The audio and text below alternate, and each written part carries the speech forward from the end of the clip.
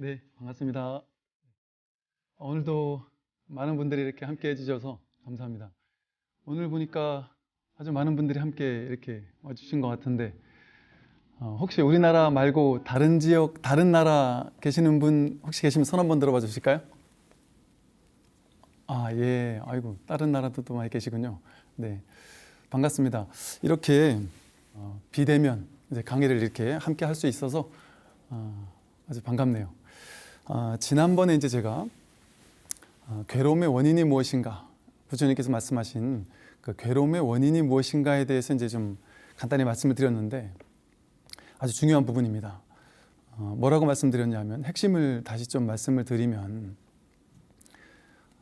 우리는 세상을 볼 때, 세상을 파악할 때 항상 모든 것을 볼 때 좋다거나 나쁘다라고 해석해서 본다고 했습니다.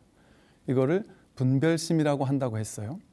즉, 우리는 자기 안에 있던 업을 가지고 걸러서 세상을 바라보는데, 업이 다르다 보니까 어떤 사람은 A를 좋아하는데 다른 사람은 A를 싫어하기도 합니다. 같은 것을 보고도 어떤 사람은 좋게 보고 어떤 사람은 나쁘게 보기도 하고요. 또 어떤 사람은 옳다라고 보기도 하고 어떤 사람은 틀렸다라고 보기도 합니다. 이게 이제 자기 업에 따라서 자기 생각을 가지고, 판단을 가지고, 분별심을 가지고 보기 때문이다. 분별심이라는 것은 나눌 분자, 구별할 별자 해서 세상을 있는 그대로를 있는 그대로 보지 않고 자기식대로 해석하고 나누어서 구별해서 본다는 거죠. 쉽게 말하면 다른 것과 비교해서 본다는 겁니다. 그리고 그렇게 나누어서 비교해서 보는 것을 가지고 정말 옳다라고 스스로 생각하는 것이죠. 이 분별에서 자기식대로 이건 옳고 저건 틀려, 이건 맞고 저건 틀렸어라고 이렇게 분별을 한 다음에 세상 모든 것들을 그렇게 좋은 것, 나쁜 것, 옳은 것, 그른 것 이렇게 둘로 나누어서 분별한 다음에 좋은 거, 옳은 것은 취해서 집착해서 가지려고 애쓰고, 잘못됐다고 느끼는 것, 싫다고 느끼는 것에 대해서는 밀쳐내려 애쓰고 거부하려고 애쓰고 미워하고 증오한다는 거죠. 나라는 허망한 망상을 중심으로 좋아하는 것은 한 발 나아가서 집착함으로써 내 안으로 끌어당기려고 합니다. 또 이 나라는 것을, 이 허상의 나를 기준으로 내가 싫다라고 느꼈던 것은 밀쳐내기 위해서 혹은 내가 그것으로부터 도망치기 위해서 있습니다. 그래서 우리의 삶을 가만 보면 좋은 거는 집착해서 더 갖지 못해서 괴롭고, 싫은 것은 피해서 도망치고 싶은데 도망치지 않으니까 괴로워요. 내가 싫은데 자꾸 내 인생에 나타나니까 그것 때문에 또 괴롭단 말이죠. 이처럼 사실은 세상은 있는 그대로입니다. 지금 이 상황을, 나의 지금 이 상황을 가지고 어떤 사람은 야, 여러분 정도면, 당신 정도면 정말 행복한 거야. 행복한 줄 알고 살아. 나는 훨씬 더 힘들어. 이렇게 얘기하는 사람도 있겠죠. 즉, 자신의 지금 이대로의, 있는 이대로의 이 상황에 대해서 내가 내 식대로 해석하고 분별해서 나는 행복하다, 혹은 나는 불행하다, 이렇게 분별하고 해석해 왔던 것이죠. 그럼으로써 내가 내 안에서 괴로움을 만들어내고 있습니다. 그래서 불교의 가르침은, 부처님 가르침은 중도의 가르침입니다. 불교에서 부처님께서 말씀하신 괴로움을 소멸하는 방법이 무엇이냐, 괴로움을 소멸하는 길이 무엇이냐라고 할 때 그 도성제, 그게 바로 중도거든요. 중도. 이제 아마 이런 이야기를 많이 들으신 분들이 이제 계실 건데, 이런 이야기를 들으실 때는 내가 아는 거야. 중도? 내가 다 안다. 내가 공부했다. 이제 이런 마음을 가지고 들으시면 공부가 좀 확 들어가기가 좀 어렵습니다. 내가 일단 모른다 하는 마음으로, 모를 뿐 하는 마음으로, 왜 모를 뿐 하는 마음으로 듣느냐? 안다고 하는 것은 다 분별일 뿐이기 때문이에요. 이 생각이 안다고 하는 거예요. 그래서 일단 모른다 하는 마음으로, 처음 듣는 것 같은 마음으로 듣는 게 좋습니다. 중도란 말은 너무 쉽고 우리는 뭐 다 익숙하게 많이 들어본 말이에요. 중도라는 말은 단독으로 쓰이기보다는 불이중도라고 많이 이렇게 쓰여집니다. 중도라는 말 앞에 불이라는 말을 쓴 이유는 둘이 아니다라는 거예요. 우리가 일반 사찰에 갈 때 많은 문들이 있잖아요. 그런데 대웅전에서 석가모니 부처님이 모셔져 있는 대웅전에서 가장 가까운 문을 불이문이라고 부릅니다. 그걸 다른 말로 해탈문이라고도 불러요. 즉 석가모니 부처님께 가장 가까이 다가가기 위해서는 불이문의 관문을 통과해야 됩니다. 불이중도의 가르침을 통해야만 괴로움과 괴로움의 소멸의 길을 갈 수 있다는 거죠. 그러면 왜 중도의 가르침을 불이라고 했을까요? 둘이 아니다라고 했을까요? 중생들은, 우리들은 항상 세상을 볼 때 둘로 나누어 보는 겁니다. 둘로 나누어 봐서 좋은 건 취하고 싫은 건 버리려고 하는, 이렇게 취사간택심은 항상 이건 취하고 저건 버리려는 둘로 나누는 마음이거든요. 둘로 나누는 마음을 취하게 되면 항상 괴로움이 생겨납니다. 좋은 거는 갖지 못해서 괴롭고 싫은 거는 버리고 도망치지 못해서 괴롭다. 싫어하는 사람과 같이 있을 때 얼마나 괴롭겠어요. 사랑하는 사람인데 함께하지 못할 때 얼마나 괴롭겠습니까? 이처럼 둘이 아님에도 불구하고 내가 둘이라고 분별을 해서 둘로 쪼개놓은 겁니다. 여기서부터 모든 괴로움은 시작된다. 둘로 보지 않을 때 모든 것은 진실에 가까워지기 시작합니다. 내가 나의 본성이 무엇인지, 삶의 진실이 무엇인지에 한 발 가까이 다가설 수 있게 된다. 간단합니다. 지금 이대로 보면 되는데, 있는 이대로를 있는 이대로 보면 되는데, 우리는 있는 이대로를 있는 그대로 보지 못하고, 즉 정견하지 못하고 자기식대로 해석, 판단, 분별해서 보기 때문에 괴로움이 생긴다. 석가모니 부처님께서 말씀하신 중도라는 것을 구체적으로 8가지로 나누어 놓은 것을 팔정도라고 하는데, 그 중에 가장 중요한 것이 정견입니다. 팔정도의 첫 번째, 정견. 정견은 너무 단순한, 너무 간단한 공부거든요. 정견은 있는 그대로를 자기식대로 해석해서 분별해서 보지 말고 단순하게 있는 그대로 보라는 겁니다. 너무나도 심플하게. 있는 그대로를 있는 그대로 보는 게 어려울까요? 전혀 어려울 수가 없죠. 근데 우리는 쉽게 너무나도 당연하게 보는 것에는 너무나도 익숙지 못한 거죠.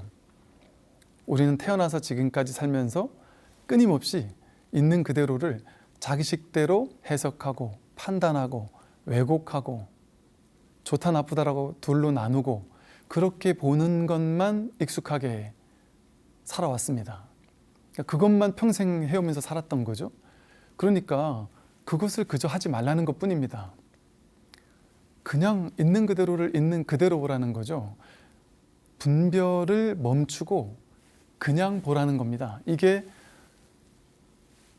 마음공부에서 가장 중요한 핵심인 지관 정해라고 하는 겁니다. 중도 정견을 다르게 표현하면 지관 정해라고 부르거든요.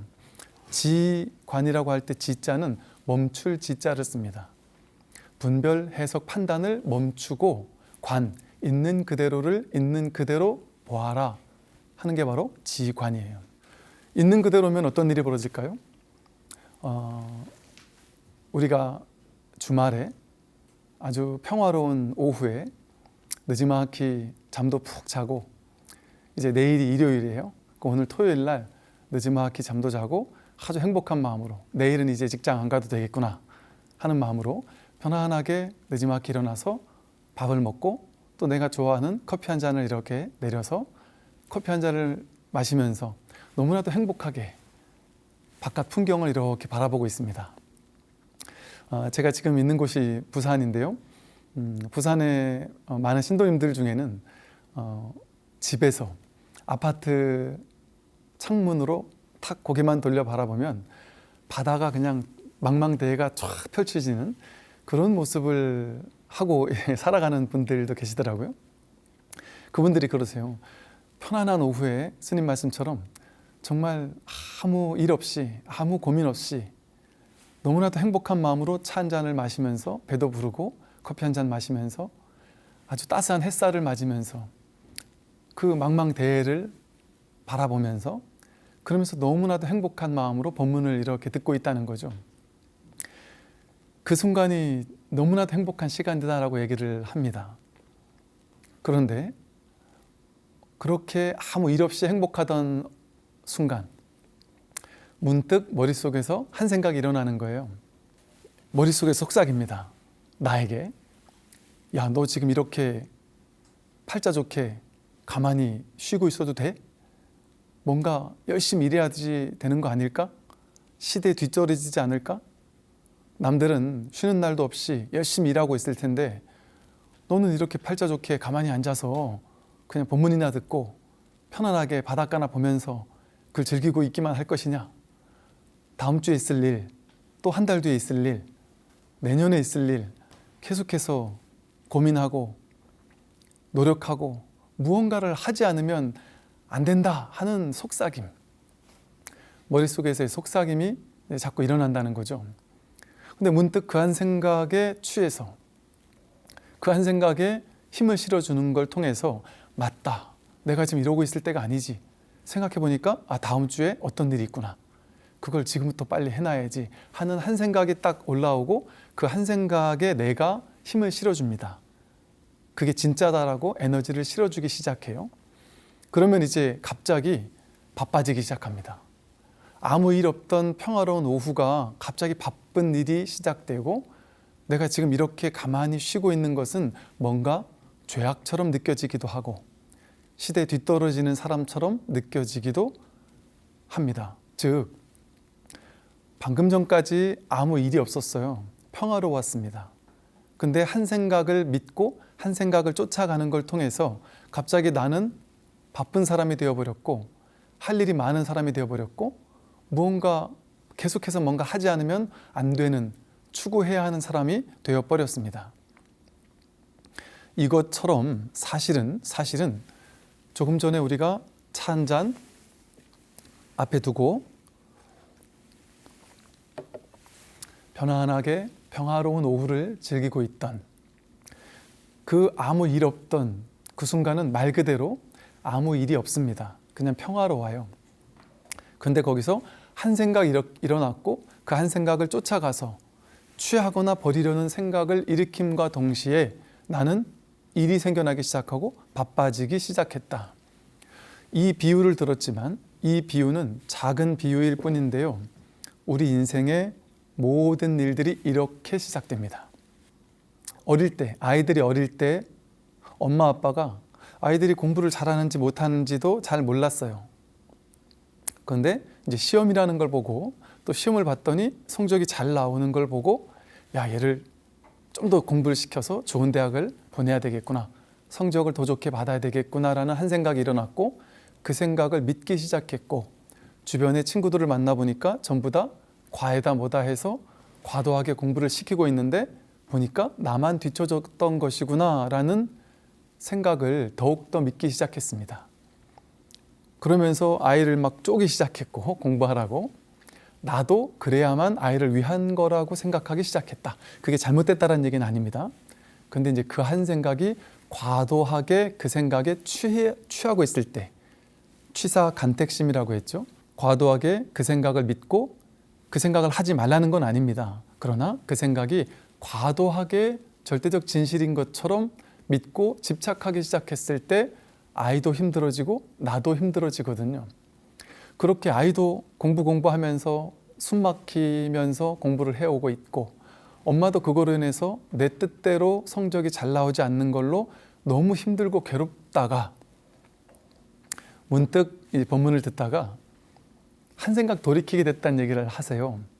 상담했던 어떤 보살님께서 아이도 너무 힘들어하고 나도 힘들고 또 이 남편이 한 번씩 들어오면 내가 맨날 공부하라고 하고 아이는 그걸로 인해 힘들어하는 모습을 보니까 남편이 또 나에게 잔소리하고 그것 때문에 또 남편하고 사이가 안 좋아지고 너는 애들한테 관심도 없으면서 내가 이렇게 하는 것도 못 봐주느냐 하면서 또 싸우고 이제 그러다가 문득 한 생각을 돌이켰더니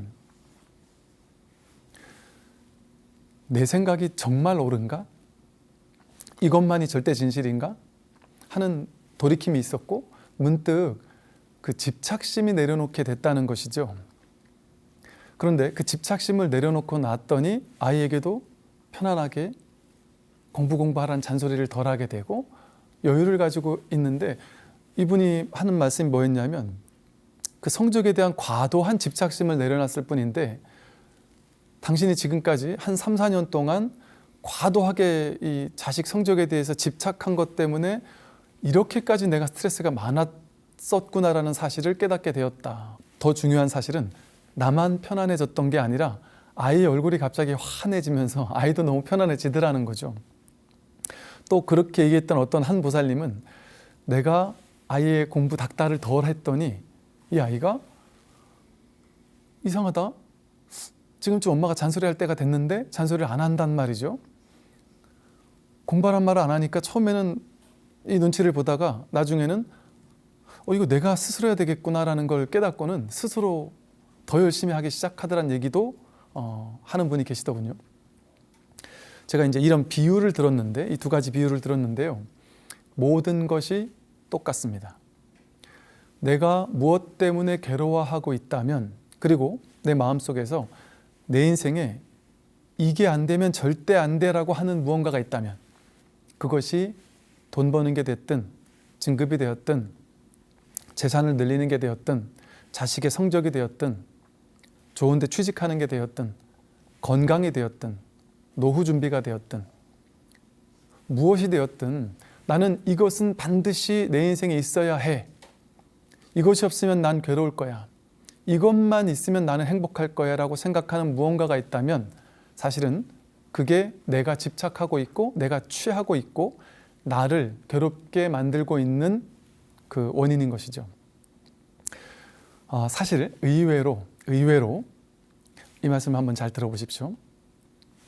취사 간택심 때문에 괴로움이 생겼어요. 그런데 괴로움에서 벗어나는 길은 의외로 너무 단순하고도 심플합니다. 부처님께서 말씀해 주신 이 중도, 정견, 불이법의 가르침은요 너무나도 단순해요. 그야말로 한 생각 문득 돌이키는 거예요. 회광반조하는 겁니다. 아주 어려운 수행을 통해서 갈고 닦아야만 되는 것이 아니다.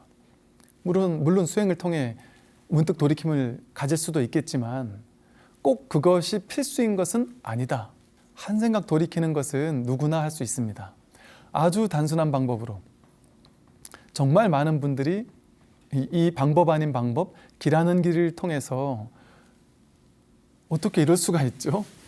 저는 그동안 10년, 20년, 30년을 너무나 힘들어 왔는데 이렇게 간단한 이게 길이라고 했을 때 저는 믿을 수 없었습니다. 말도 안 된다고 생각했습니다. 처음에는 조스님이 저게 부처님 가르침이란 말이야? 너무 쉬우니까 말도 안 된다고 생각했다는 것이죠. 여러분, 염불하는 방법 아실 거예요? 독경하는 방법도 아실 겁니다. 좌선하는 방법도 알아요. 그런데 중도 실천하는 방법 아시나요? 잘 몰라요. 중도는 특정한 방법이 있는 게 아니기 때문입니다. 길 없는 길입니다. 하되 함이 없이 하는 길이기 때문입니다. 하는 것이 아니라 하지 않는 것이기 때문이에요. 하던 것을 멈추면 될 뿐 새로 해야 할 것은 없습니다. 중요한 사실이에요.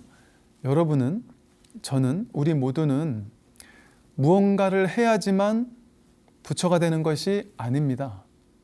지금 이대로 완전한 부처다라는 것이 우리 선불교에서 말하는 불성이 있다, 본래 갖추고 있다, 자성을 본래 갖추고 있다라는 소식이고, 열반 해탈의 소식이고, 삶은 이대로 완전하다라는 소식입니다. 내가 문제 있는 이대로, 힘든 이대로, 아픈 이대로, 우울한 이대로, 막 공황장애가 있고, 자식은 말을 안 듣고, 남편 때문에 힘들고, 직장 때문에 힘들고, 가족 친지들 때문에 힘든 이대로 사실은 나의 본성에서는, 본질에서는 아무 문제가 없다라고 한다면 믿어지시겠습니까?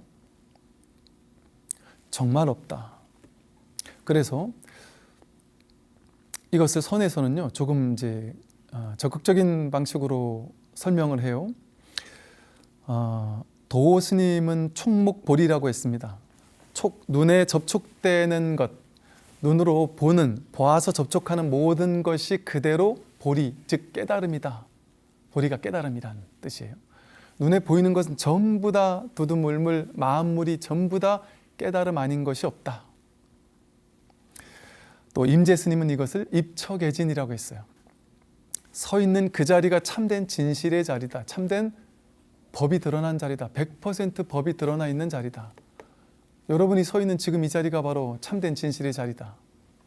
그러니 수처작주이니 입처계진해라. 서 있는 그 자리에서 곧바로 주인공이 되어라. 너가 바로 너의 삶의 100% 주인공이다. 객으로 찰 필요가 없다. 마조 스님은 입처직진이라고 해서 서 있는 그 자리가 곧바로 참된 진실이다. 이렇게 설명을 했고요. 이걸 이제 대승불교 경전에서 보면 법화경에서는 제법 실상이라고 표현을 했습니다. 제법, 즉 모든 것은 그대로 실상이다. 놀랍지 않습니까? 나는 문제투성이라고 여겼는데 내 인생이, 내 삶이 문제투성이라고 여겼던 이 삶이 그대로 제법 실상이라는 말이에요. 법화경의 사구계를 보면 제법 종본래 상자 정멸상 불자 행도의 내세 득작불 이런 내용이 나옵니다. 좀 쉽게 풀어 해설하면 제법은 일체 모든 것은 본래로 정멸상이다. 정멸, 완전히 고요한 정멸, 열반, 해탈의 자리다. 바로 모든 것이 지금 이대로 부처의 자리다 이 소리예요. 이 정멸상임을, 지금 이대로가 부처라는 이 사실을 행할 수 있다면, 불자가 행할 수 있다면 곧바로 내세득작불, 바로 부처를 증득할 수 있다. 그러니까 무엇을 실천해야 됩니까? 지금 이대로가 그대로 진실의 자리라는 촉목보리고 입처계진이고 수처작주라는 그 진실을 실천하는 것, 이제 핵심입니다. 내가 지금까지는 내 인생은 잘 살아왔어, 못 살아왔어. 이건 잘했고 저건 못했어. 내 인생에 이건 있어야 되고 더 있어야 되고 내 인생에 저건 없어져야 돼. 나는 지금 문제가 많아. 이 문제만 해결하면 나는 행복할 거야.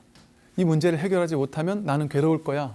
그러면서 지금까지 인생을 살아왔는데 부처님 말씀을 들어보니까 지금 이대로가 부처다. 다만 내가 허망한 망상을 쫓아갔기 때문에, 취사 간택심을 쫓아서 살았기 때문에, 이 생각을 믿었기 때문에 진실을 믿지 않고 눈앞에 탁 드러나 있는 당처라고 표현되는, 목전의 당처라고 표현되는 이 눈앞의 진실을 믿지 않고, 생각 이전 자리를 믿지 않고 두 번째 자리 떨어져서 이 첫 번째 자리의 진실을 믿지 않고 생각이라는, 망상이라는 두 번째 자리에 떨어져서 그걸 쫓아가며 살아왔다 보니까 괴로웠을 뿐입니다. 그러면 어떻게 하면 되느냐? 중도를 실천하려면 내 인생에 이건 있어야 돼 하고 집착했던 것을 멈추면 되고요. 이거는 나쁜 거니까 버려야 돼, 미워해야 돼, 내가 도망쳐야 돼 라고 생각했던 것을, 그 생각을 그저 멈추기만 하면 됩니다.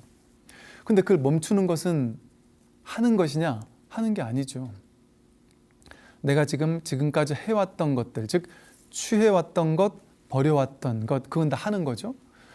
그러면 내게 지금 되지 않았는데 마음속에서는 더 많은 걸 갖고 싶은데 이걸 가지려고 취하려고 애쓰면 얼마나 힘들어요.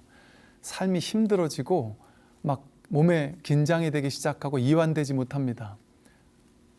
또 이미 나타나 있는 상황을 내가 버리려고 애쓰고 밀쳐내려고 애쓰면 얼마나 힘들어요.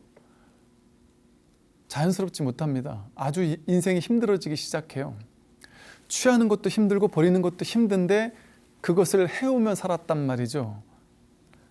이거 유의조작이라는 이름을 부릅니다. 업을 짓는다라고 할 때 그 업이라는 것은 유의업 이러거든요. 유의라는 것은 뭔가 함이 있다 이 소리예요. 애써서 노력해야만 된다라고 착각하고 살았던 거예요. 우리는 나는 노력하지 않으면 안 돼. 어떤 아이들은 그러죠.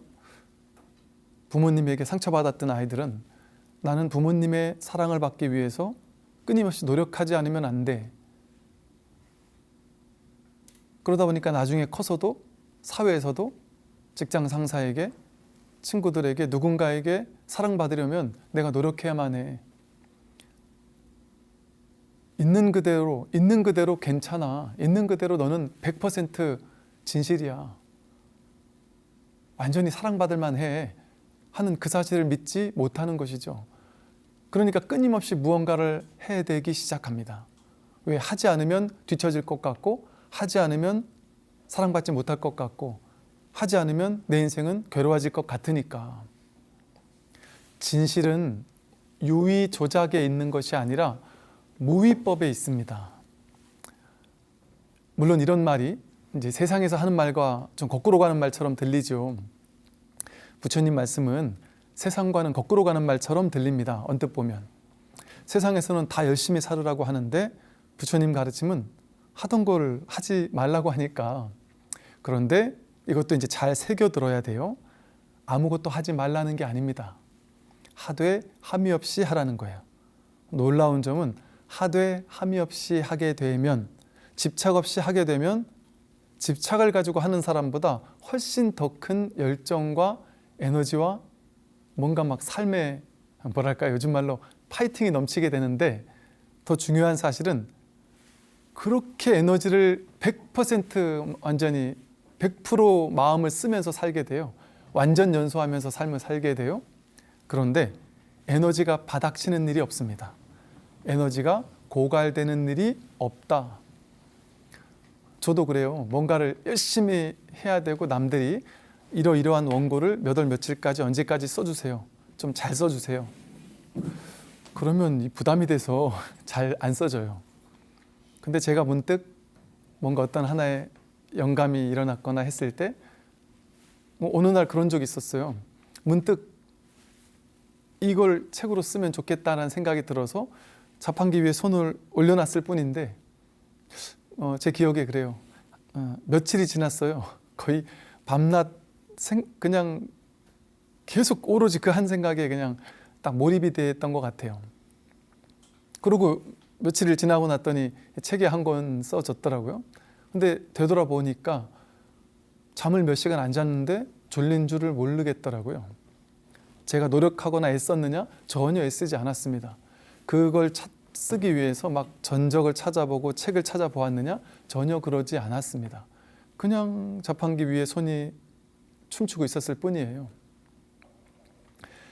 하되 함이 없이 할 때는 과도하게 애쓰지 않는데도 불구하고 열정과 에너지가 이렇게 막 나도 모르는 무언가의 어떤 힘이 나를 끌고 가는구나, 내가 하는 것이 아니구나라는 어떤 그런 자각이랄까?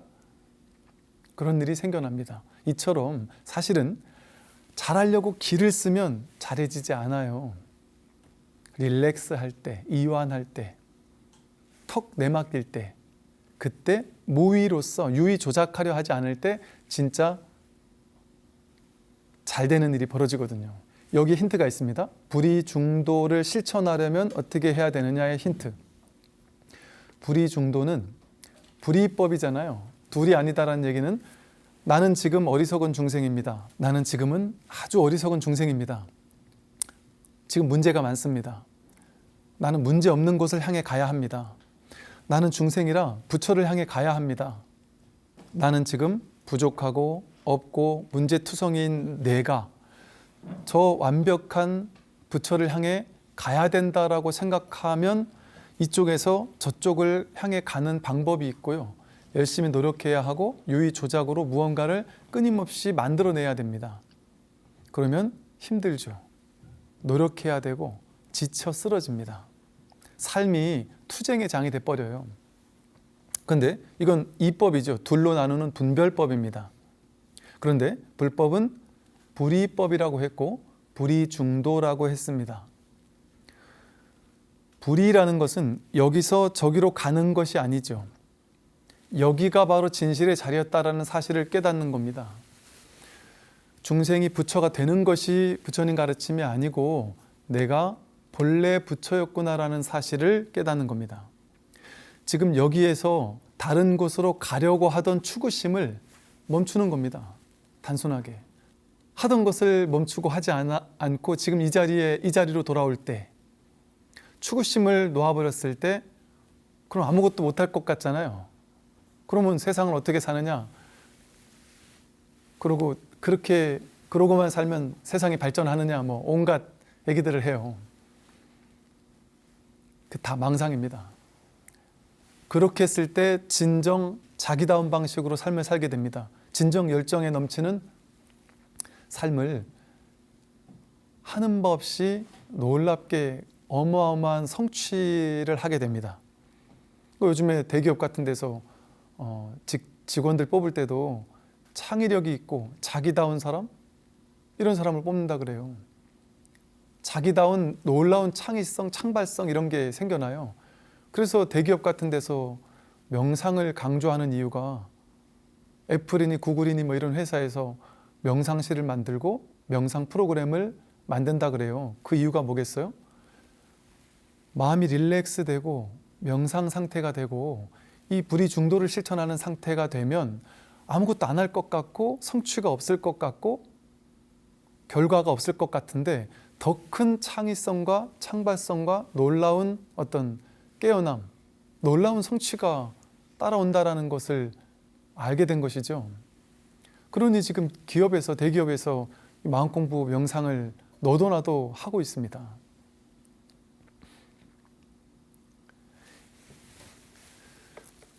제가 이렇게 결론을 얘기를 한다고 하면서 계속 자꾸 돌고 있어요. 이제 진짜 결론입니다. 불이중도를 실천하려면 애쓸 필요가 없다라고 했어요. 애쓸 필요가 없다. 그럼 어떻게 하면 되느냐? 과도하게 취하려 하지도 말고 과도하게 버리지도 말면 좋다는 건 알겠습니다. 이제 오케이, 그게 불이중도입니다. 그럼 난 그걸 실천하고 싶습니다. 근데 스님, 안 되는데 어떻게 해요? 집착을 버리고 싶은데 버려지지 않는데 어떡합니까? 하고 이제 질문을 해요. 어떻게 하면 불이중도를 실천하는 겁니까? 하고 물어요. 제가 지금 남은 시간에 핵심을 말씀드리면서 이제 다음 시간에 조금 더 이제 사례를 들어가면서 구체적으로 더 말씀을 드리겠습니다. 뭘까요? 어떤 방법이 있을까요? 불이중도를 실천하는 방법. 우리는 지금까지 절에 다니면서 불교에서 불이중도를 실천하려면 어떻게 해야 되느냐? 어떤 게 불이중도를 실천하는 수행법이냐를 물었을 때 여러 가지 방법을 배웠어요. 염불해라, 독경해라, 진언을 다란일 염송해라, 온만이 번매음을 해라, 광명진언이 좋다, 좌선을 해라, 좌선도 가나선이 좋다, 묵조선이 좋다, 위파사나가 좋다, 경행도 하고 온갖 수행 방법을 배워왔습니다. 그게 이제 이 불이중도를 실천하는 다양한 방법들이에요. 근데 제가 어제도 수신교를 한번 읽다 보니까 거기도 그런 얘기가 나와요. 이 도에 이르는 길은 1000가지가 넘지만 그 모든 방법은 전부 다 지관으로 귀일한다. 중도로 귀일한다. 불이중도 이 한 법으로 귀일한다. 이런 얘기가 있죠. 이 불이중도에 올바른 안목이 있다면 한 생각 돌이켜서 이건 마음 공부라고 하잖아요. 마음으로 하는 공부지 몸으로 갈고 닦는 공부가 아닙니다. 몸으로 하는 공부가 아니다. 몸으로 무조건 오래 좌선해야만 이게 되느냐 하면 더 좋겠지만 더 중요한 것은 마음 자세다. 마음 자세.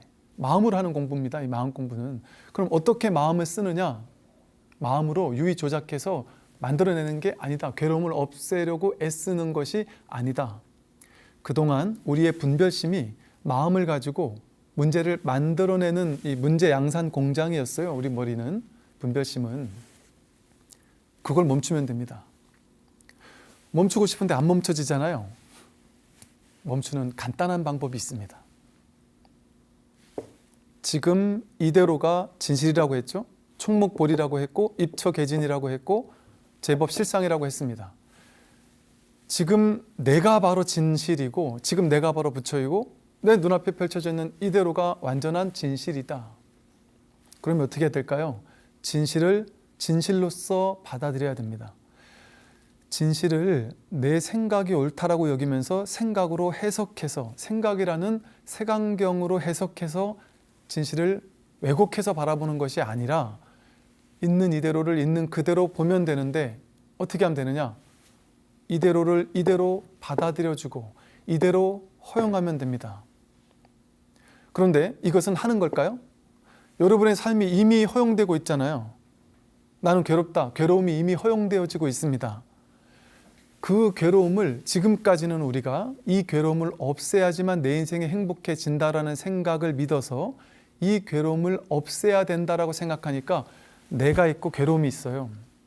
내가 괴로움과 싸워 이기기 위해 투쟁합니다. 수행을 하고 명상을 하는 게 이 수행을 하면 괴로움이 없어지겠지 하는 마음으로 이 괴로움을 없애기 위한 어떤 도구처럼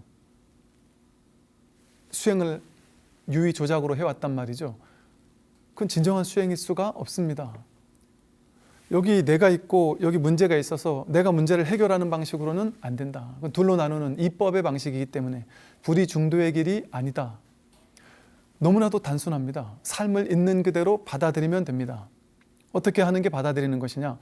괴로움이 있을 때 그 괴로움 속으로 100% 뛰어드는 겁니다. 괴로워해 주기를 선택하는 겁니다. 수행을 통해 괴로움을 해결할 거야, 이것은 수행이 아니고요. 회광반조해서 내가 지금까지는 수행을 통해 괴로움을 없애야지, 아니면 어떤 방법을 통해 이 문제를 해결해야지라는 방식으로 문제를 접근했어요. 그런데 탁 문득 돌이키는 겁니다. 마음을 문득 돌이켜서 어떻게 접근이 완전 뒤바뀌는 거죠. 이 문제가 나에게 찾아온 것은 괴로움으로서 나를 죽이기 위해서 문제로서 찾아온 것이 아닙니다. 총목보리로서 진실로서 나를 깨닫게 하기 위해서 부처로서 찾아왔단 말이에요. 이 삶이 왜 나에게 왔습니까? 왜 여러분이라는 이 70억 인구 가운데 하나의 존재, 하나의 삶이 여러분에게 이렇게 펼쳐지고 있을까요? 그게 여러분으로 피어난 진리이기 때문입니다. 나는 이대로일 때 가장 완전한 부처예요. 발 아래 있는 꽃다지가 나도 장미꽃처럼 강렬하고 화사한 꽃이 될 거야 라고 한다면 얼마나 괴롭겠습니까? 평생. 꽃다지는 죽었다 깨어나도 장미가 못 될 거예요. 평생 자괴감에 빠져서 괴로움에 몸부림치며 살아야 할 겁니다. 문득 꽃다지가 지금 이대로를 허용하게 됐을 때 나는 이렇게 볼품없는 꽃다지로서 완전히 허용하고 받아들이고 이 꽃다지의 삶을 살겠어 라고 받아들여 줄 때 그때 부처가 되는 겁니다. 그때 꽃다지인 채로 문제가 사라져 버리는 거예요. 그렇게 그 문제를 온전히 완전하게 허용되었을 때 그때 불의중도가 실천이 되고 그때 문제 있는 삶이라는 그 망상이 사라지는 겁니다. 문제가 해결되는 것이 아니라 문제였구나라는 그 허상이 사라지는 것이다. 문제가 곧 답입니다.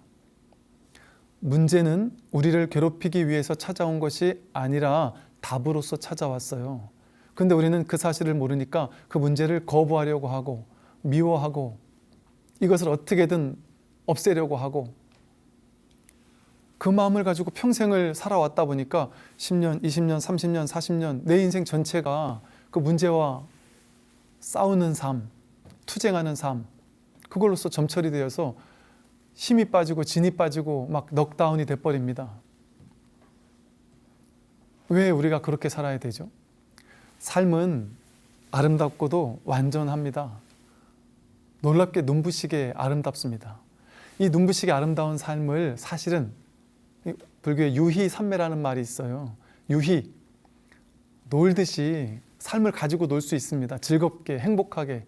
삶은 행복하게 사는 것이 삶의 본질이지 불안하고 괴롭고 싸우면서 투쟁하면서 그렇게 살 필요가 없는 것이 이 삶이라는 이 놀라운 법계 실상의 진실입니다. 지금 이제 아마 한 회 촬영하는 것이 그렇게 길지 않다 보니까 조금 이제 핵심을 좀 말씀을 드렸고요. 이제 요 다음 시간에 조금 더 구체적으로 어떻게 하면 이걸 받아들일 수 있는지에 대해서, 어떻게 하면 받아들인다라는 것이 곧 불이중도를 실천하는 거고 받아들인다는 것이 곧 참선하는 것과 다르지 않다. 그래서 이 구체적인 조금 방법에 대해서 이 다음 시간에 조금 더 말씀드리도록 그렇게 하겠습니다. 네. 고생하셨습니다.